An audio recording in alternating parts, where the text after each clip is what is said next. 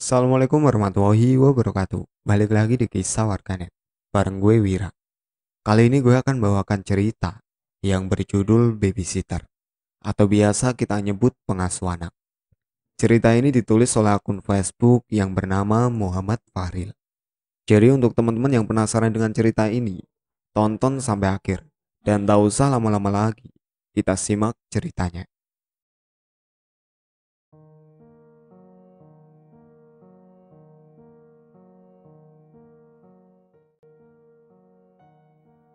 Dahulu saat Jakarta belum menjadi kota besar seperti sekarang.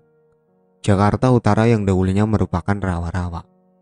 Hidup seorang wanita dengan anak laki-lakinya yang baru berusia 3 tahun. Wanita itu hidup di sebuah kubu kecil yang terpencil, jauh dari kehidupan masyarakat sekitar. Masyarakat takut dan benci melihat keadaan yang buruk rupa, dengan kulit yang berkudis dan terus mengeluarkan getah bening. Suaminya pergi meninggalkannya begitu saja tanpa ada kabar. Jadilah dia merawat sendiri anaknya dalam keadaan serba kekurangan. Demi menafkahi anaknya, wanita itu mengemis meminta makan pada orang-orang. Namun kenyataan memang kejam. Tak ada satupun di antara mereka yang memperdulikannya. Mau tak mau dia mencari makan di tempat-tempat pembuangan sampah, berharap mendapatkan makanan sisa yang baru saja dibuang. Begitulah keadaan setiap hari demi memberi makan anaknya, mengiba dan mengais-ngais sampah. Keadaan anaknya semakin hari semakin memprihatinkan karena tidak cukupnya gizi yang diterima sang anak. Saat dia pulang membawa makanan sisa, dia mendapati anaknya tengah terlelap. Dia pun membangunkan anaknya untuk makan, namun anaknya hanya diam. Tubuh kurus anak itu diguncang, namun tak juga bangun. Dengan berlinang air mata, wanita itu mendekap anaknya. Sakit kehilangan anak yang sangat disayanginya. Belum cukup derita yang dilaluinya sepeninggal suaminya. Anaknya pun harus pergi meninggalkan dia selama-lamanya. Sedih, kesal, marah, bercampur aduk dalam perasaan wanita itu. Dia marah pada kenyataan tak pernah berpihak padanya. Dia lelah dengan semua derita yang dijalaninya dengan sabar, namun berbuah kesengsaraan. Malam itu, wanita itu terus mendekap anaknya yang sudah tak bernyawa, seakan tak rela anaknya mati. Hembusan angin kencang menghantam pintu gubuknya hingga terbuka lebar. Tampak sosok perempuan cantik dengan gaun putih tengah berdiri di depan pintunya. Siapa kau?" tanya wanita itu kaget sambil terus memeluk anaknya. "Aku Nyai Ronggowulan. Aku datang untuk membantumu," ujarnya tersenyum. "Aku tidak butuh bantuan. Semua orang sama, tak pernah mau memandang kami," sahut wanita itu. "Aku tahu semua derita yang kau alami. Suamimu yang pergi meninggalkanmu, serta teluh yang kau terima dari orang dekatmu, sampai kau harus menanggung malu. Aku akan membantumu menjadi cantik seperti dulu. Aku akan membantumu membalaskan dendammu," tawar Nyai Ronggowulan. "Dari mana kau tahu semua itu?" tanya wanita itu heran. "Adinda, aku mengetahui semua tentangmu, melebihi dirimu sendiri," sahutnya menyebutkan nama wanita itu. "Apa yang bisa kau bantu?" Perlahan Adinda mulai tenang. "Aku akan membantumu menjadi cantik seperti dulu dan membalaskan dendammu pada mereka yang tak mencampakkanmu," ujar Nyai Ronggowulan. Adinda bimbang. Dia masih sedih dengan kepergian anaknya. Setelah berpikir sejenak, akhirnya Adinda angkat bicara. "Baik Nyai, apa yang harus aku lakukan?" tanya Adinda. Nyai Ronggowulan pun memberinya sebutir batu berwarna hijau terang. "Telan batu itu, maka kau akan kembali cantik dan memiliki kekuatan yang mampu membuat semua laki-laki tunduk padamu. Tapi dengan syarat." Nyai Ronggowulan menghentikan omongannya. "Apa syaratnya Nyai?" ujar Adinda tidak sabar. "Kau harus memakan daging dan jantung anak-anak berusia 10 tahun ke bawah setiap purnama ke-14. setiap 5 tahun sekali. Karena kecantikan dan kekuatanmu akan pudar setiap 5 tahun jika kau tidak memakan daging anak-anak. Jelas Nyai Ronggobulan. Adinda tercekat mendengar persyaratan itu. Bagaimana mungkin dia memakan daging mentah seorang manusia? Karena tak ada pilihan lain, akhirnya Adinda menyanggupinya. Baiklah, telan batu itu sekarang Adinda, perintah Nyai Ronggobulan. Adinda pun menelan batu itu. Seketika matanya berubah hijau. Mulailah dengan daging anakmu Adinda, ucap Nyai Ronggobulan lalu berubah mengerikan, menampakkan wujud aslinya. Menjadi manusia setengah buaya dengan wajah yang mengerikan. Matanya besar, taringnya tajam, menjulang hingga leher dan matanya. Lidahnya menjulur-julur seperti ular. Adinda yang sudah dirasuki iblis dari batu itu, tanpa perasaan melahap anaknya sendiri, memakan dengan rakus setiap organ yang dia keluarkan dari tubuh anaknya. Pagi menjelang, Adinda terbangun dan merasakan ada yang menempel di tangan, mulut, dan badannya. Lengket berbau anyir. Adinda tersentak kaget melihat tubuhnya penuh darah, namun tak ada lagi kudis yang menempel di kulitnya. Dia menoleh ke kiri, mencari anaknya, dan tidak! Adinda menjerit histeris melihat anaknya yang tinggal tulang, tanpa daging. Tersisa juntaian usus di antara tulang itu. Tubuhnya lemas seketika. Perjalananmu baru dimulai Adinda, terdengar bisikan di telinganya. Rumah yang besar, tak heran kalau pemiliknya adalah orang yang kaya. Halamannya begitu luas ditanami tanaman hias yang tertata rapi. Nampak beberapa mobil mewah berceceran di halaman rumah itu. Tiang-tiang kokoh menjulang tinggi pada rumah berlantaikan 3 itu. Benar-benar sebuah istana impian. Nyari siapa, Neng? Satpam rumah itu menyapa dengan ramah. Sukiryo, nama yang tertera di atas saku sebelah kanannya. Ah, begini Pak. Saya disuruh kepala penyalur pembantu dan babysitter untuk datang kemari. Apa benar ini rumah Pak Suryo? Jawabku seramah mungkin. Oh, babysitter ya? Tadi Tuan sudah pesan sama saya, kalau ada yang datang langsung disuruh masuk saja. Karena kebetulan Tuan sedang di rumah. Silakan masuk Mbak. Saut Pak Sukiryo lalu mengantarku menemui Pak Suryo, seorang konglomerat di kota ini. Permisi Tuan, ini orangnya sudah datang, ucap Pak Sukiryo pada Pak Suryo yang sedang membaca koran di ruang tamunya. Oh, silakan duduk, ucap Pak Suryo mempersilakanku duduk di kursi yang ada di depannya. Silakan Mbak, Pak Sukiryo menambahkan, lalu kembali ke posnya di dekat pagar pintu masuk rumah itu. Terima kasih Pak, sautku sebelum dia berlalu. Nama kamu siapa? Pak Suryo membuka pembicaraan.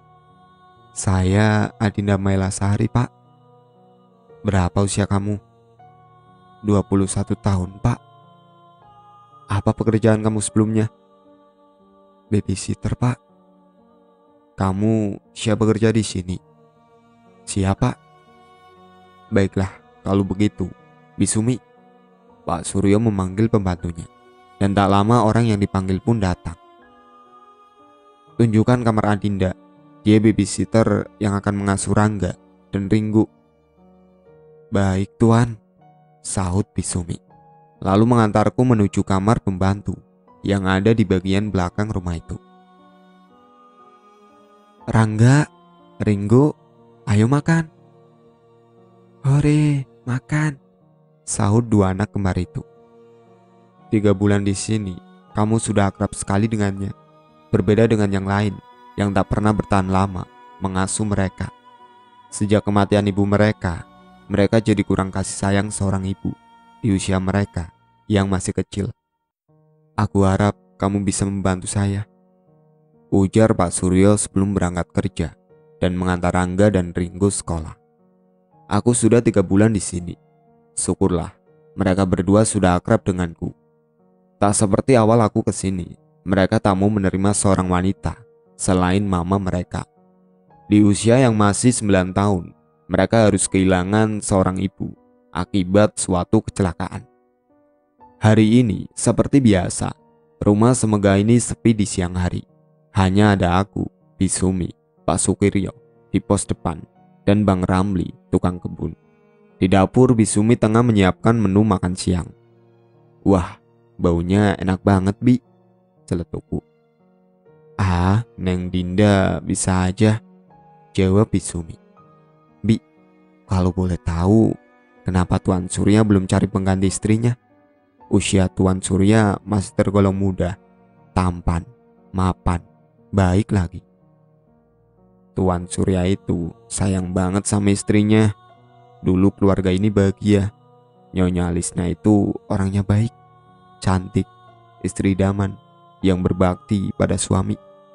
Tapi suatu kecelakaan terjadi hingga merenggut nyawanya. Waktu Tuan Surya dan keluarga pergi berlibur, rem mobil Tuan Surya belong sampai akhirnya menabrak tiang listrik di pinggir jalan.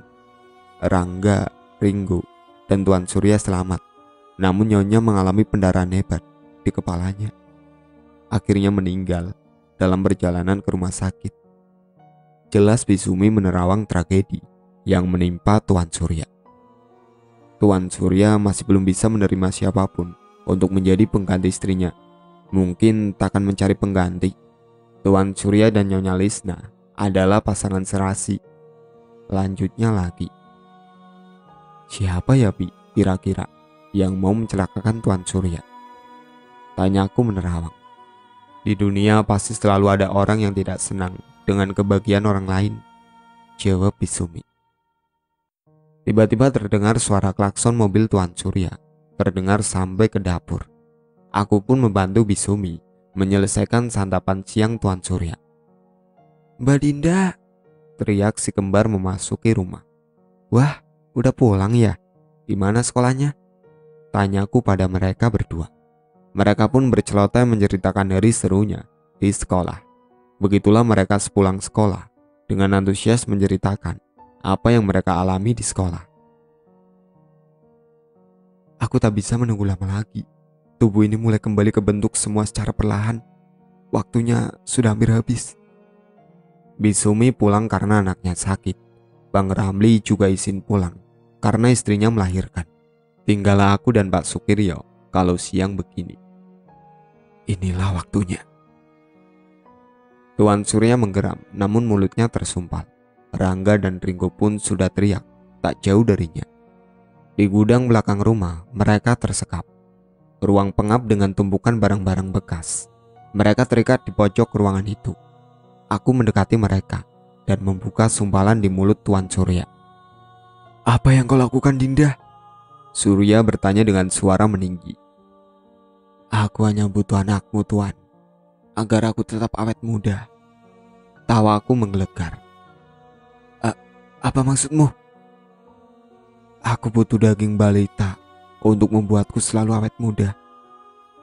Apa yang kau bicarakan? Aku akan memakan daging anakmu dan aku akan tetap cantik dan awet muda. Wanita iblis, cepat lepaskan kami, atau aku akan berteriak sampai Pak Sukiryo kesini, ancam Surya. Sukiryo telah kulenyapkan terlebih dahulu. Kini hanya ada kau, aku, dan anak-anakmu. Aku pun mendekati Ringo terlebih dahulu. Anak itu menatap takut padaku, karena aku yang sekarang bukanlah aku yang dulu menyayangi mereka. Jangan takut sayang, nggak akan sakit kok. Ujarku memperlihatkan pisaunya padanya, yang siap merenggut nyawanya. Hentikan! Teriak Surya. Jelep. Pisauku sukses bersarang di dada Ringo. Perlahan pisau kuputar dan kucabut jantungnya. Biadab kau setan, tak kusangka kau wanita iblis. Akan kubunuh kau, kutuk Surya. Aku pun melahap jantung Ringo. Tak kupedulikan teriakan-teriakan Surya. Sedangkan Rangga sudah pingsan di samping mayat Ringo. Teriaklah sesuka hatimu, Surya. Jantung ini begitu manis. Balita memang lezat dagingnya, ucapku sambil terus melahap jantung Ringo. Kuiris sedikit demi sedikit daging mentah Ringgu dan kujejalkan ke mulutku. Kukunya dan kutelan di hadapan Surya. Ceritanya semakin melemah. Mungkin sudah kehabisan tenaga. Aku tak menghiraukannya. Ku congkel kedua mata Ringgu dan kutelan bulat-bulat. Ah, nikmat sekali. Sudah cukup, hentikan. Terdengar suara menangis. Merdu sekali tangisannya itu.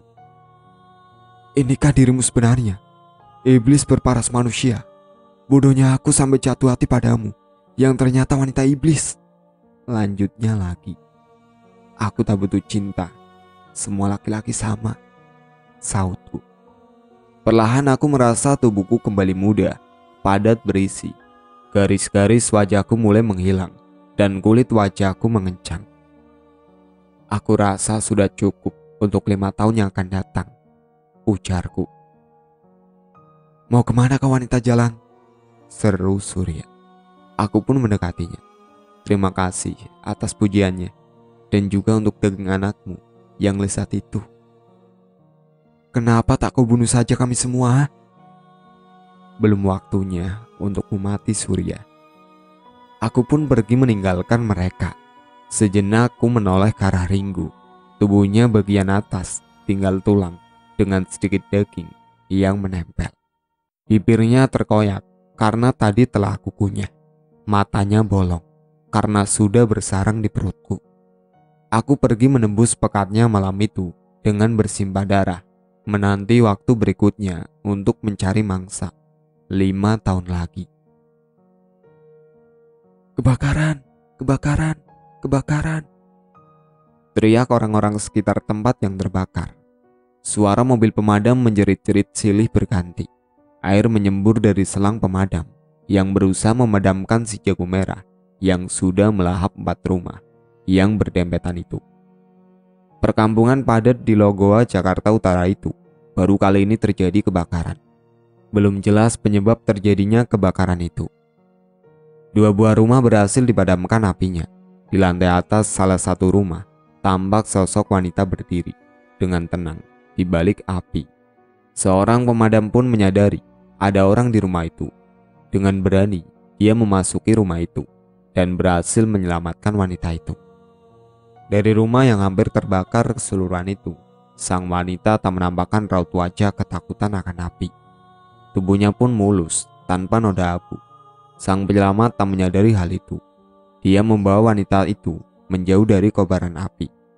Wanita itu tersenyum manis, membuat pemadam yang bernama Hendro itu terpaku. Sadar api belum sepenuhnya padam, dia kembali membantu rekan-rekannya. Api pun berhasil ditaklukkan tanpa ada korban jiwa, walau kerugian cukup besar. Wanita tadi masih memperhatikan Hendro dari tempat dia berdiri tadi. Hendro pun menghampirinya. Kau tidak apa-apa, Nona? Tanyanya ramah. Aku tidak apa-apa kok, terima kasih. Tapi aku tak tahu harus tinggal di mana lagi. Aku tak punya saudara di sini, ujar wanita itu dengan raut muka sedih. Hendro pun tersentuh hatinya. Tak tega melihat kecantikan wanita itu, tergores kesedihan. Siapa namamu, Nona? Tanya Hendro. Adinda Mailasari, Pak, jawab Adinda. Aku Hendro. Kamu bisa lihat di bajuku ini. Oh iya, apa pekerjaanmu selama ini? Tanya Hendro. Saya babysitter, Pak, sahut Adinda. Kebetulan kami sedang mencari tenaga babysitter. Kami berdua sibuk pada pekerjaan masing-masing. Jadi anak kami diasuh oleh pembantu kami. Apa kau bersedia membantu kami? Pinta Hendro. Adinda tersenyum manis pada Hendro, membuat Hendro semakin terpukau.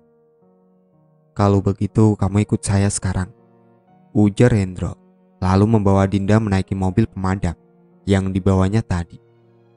Gila lu, Hendro, lo gak takut sama bini lo? Celetuk selamat rekan kerja Hendro. Dia babysitter, Mat. Kebetulan gue lagi butuh buat ngasuh Naila, anak gue, sahut Hendro. Loh, itu rumahnya yang kebakaran gimana? Tanya Selamat. Itu rumah kontrakan, Pak. Biar pemilik rumah yang menyelesaikan, sahut Adinda lembut. Oh begitu. Ya udah Ndro, gue bareng Rusti aja baliknya. Ucap Selamat langsung menuju ke tempat orang yang dia sebut. Memang waktu itu ada 3 unit mobil pemadam. Mereka pun sampai di rumah Hendro, salah satu komplek perumahan Kelapa Gading. Hendro menyuruh pembantunya yang masih muda bernama Rini untuk menunjukkan kamar Adinda. Istri Hendro kaget saat mengetahui ada wanita sedang bermain dengan Naila yang baru berumur 2 tahun itu. Siapa kamu? Tanya Tania istri Hendro agak meninggi karena kaget. Saya Adinda nyonya. Saya baru tiba di sini dibawa oleh Pak Hendro. Jelas Adinda. Babysitter. Berani sekali Mas Hendro mencari babysitter. Aku tak butuh seorang babysitter, ujar Tania dalam hati. Tanpa melanjutkan pembicaraan, Tania menelpon suaminya dan menggendong anaknya. Adinda hanya menunduk terdiam. Dia kembali ke kamar yang ditunjukkan Rini tadi. Adinda termenung. Akhirnya dengan berat hati Tania menerima Adinda sebagai babysitter buat anaknya. Walau dia masih trauma akan kejadian 5 tahun silam yang menimpa anaknya. Tak ada raut wajah manis yang ditunjukkan Tania kepada Adinda. Tania tak pernah mau berbicara pada Adinda. Sampai-sampai dia lupa siapa nama Adinda sebenarnya. Akhirnya Tania mengetahui nama asli Adinda dari Rini pembantunya. Tania terkejut mendengar nama Adinda Mailasari, nama yang menghancurkan kehidupan kakaknya dulu. Namun Adinda tidak menunjukkan gerak-gerik yang mencurigakan. Setiap hari Tania selalu menekan Adinda agar dia pergi dari rumahnya. Tania semakin benci karena suaminya terus membela Adinda. Adinda masih bertahan atas tekanan dan cacian yang dilontarkan Tania. Tania selalu mengerjai Adinda tatkala suaminya tidak pulang karena ada urusan di luar kota. Hendro adalah kapten dari pemadam kebakarannya dulu. Kerap kali Adinda tidak diberi makan, disuruh mencuci dan membersihkan rumah yang merupakan tugas Rini. Adinda hanya pasrah menerima semuanya. Kamu gak apa-apa Adinda? Tanya Rini mendekati Adinda yang sedang termenung di kamarnya. Gak apa-apa kok Rin, jawab Adinda sambil tersenyum. Hari Rabu besok aku mau pulang kampung. Kakak aku nikahan dan minta aku menghadirinya. Kamu gak apa-apa kan sendirian? Ujar Rini. Gak apa-apa kok Rin, sautnya masih tersenyum. Rini khawatir pada Adinda akan perlakuan nyonyanya terhadap Adinda. Rinilah yang selalu menemani Adinda jika Adinda tengah termenung. Entah apa yang dipikiran Adinda, Rini tak pernah melihat wajah Adinda murung sedikit pun. Sampai di sini dulu ceritanya, nantikan cerita kelanjutannya. Sekian dari saya. Wassalamualaikum warahmatullahi wabarakatuh.